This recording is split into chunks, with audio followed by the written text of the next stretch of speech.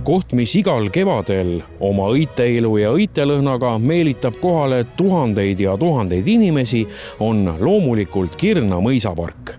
Nii palju inimesi meil emadepäeval pole olnud, et meil on niisugune parkimiskaos valitseb, aga me püüame seda kõike hallata. Kas sellel aastal Kirna mõisapargis ka midagi teisiti on? Et Kirna mõisapargis on tegelikult iga aasta kõik teisiti, selles mõttes, et tulbid on küll tulbid, aga me ikkagi võtame suure valdava enamuse kõik neid tulbisibulaid maasest välja. Aga jah, et iga aasta on uued sordid, uued värvid, uued mustrid, nii et alati ja kõik on siin muutumises. Üks palve on küll Kirna mõisaomanikel tulbiväljade külastajatele. Nimelt, kui on võimalik, siis tulge seda lilleilu külastama nädala sees. Et meie õnn on see, et kõik need tulbipeenrad asuvad selliste paarisaja aastaste põlispuude all ja need pakuvad nii palju varju tulpidele, et need peenrad tõepoolest 3, võib-olla isegi kuni 4 nädalat võivad kesta.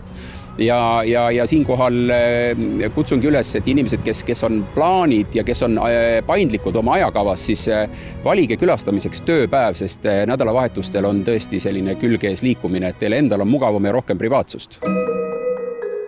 Tänasel päeval on emadepäev, et esmalt muidugi palju õnne emadepäeva puhul, et kuidas teie peres tavaliselt see emadepäeva tähistamine käib? No lapsed tulevad kokku, mul on 3 tütart. Ja siis nad tavaliselt toovad lilli, kingituse. Alati mulle kingitakse pidžaama, mis on väga armas. Nii et siis me sööme natukene kooki ja kohvi ja siis ongi emadepäev läbi. Me viime ikka alati ema kuskile välja, et olem, jah. Üllatus. Ja see oli täna oli üllatus. See on teine, see on minu ämm, Elsa. Ja meil on nii, et me oleme selles eas, aga ma just ütlen lastele, et üllatus, ega me ei teadnud, et siia et 3 kohta on käimata veel langevarju hüpe, see õhupallisõit ja surfamine vee.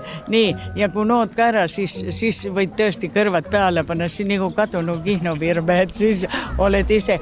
Ja benchi hüppe ka veel tegemata. Me jõuame, me ei ole nii vanad veel. Kuidas tulbid tundusid sellel aastal? Fantast, imeline, fantast, et küll on inimesed, vaata selle peale öeldakse, et kes teeb, see jõuab, jah, tõsiselt. Ja no nii palju ilusaid lilli, et see oli küll väga ilus emadepäev, midagi ütelda ei ole, jah.